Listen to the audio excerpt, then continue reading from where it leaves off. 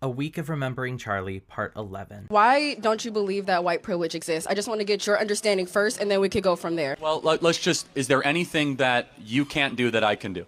No, we could do the same things if we put our minds to it. Good. Then there's no white privilege. It's as simple as that. Bada bing, bada boom.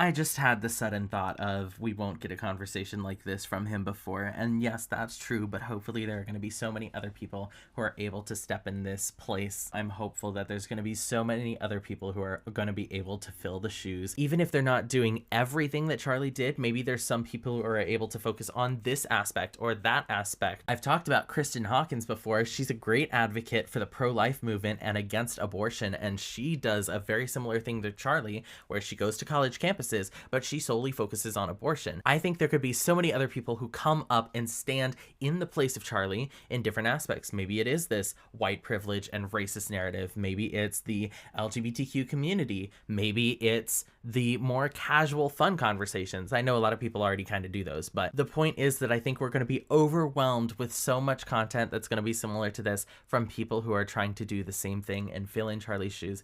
And that gives me a beacon of light, even if we're not going to get clips like this from the man himself anymore. Anyway, back to focusing on the clip. I think Charlie perfectly summed up this whole narrative of white privilege and debunking it. The only white privilege that would exist is something that you create in your own head, because we both have the exact same rights as each other. The only thing that would get in the way is your mindset.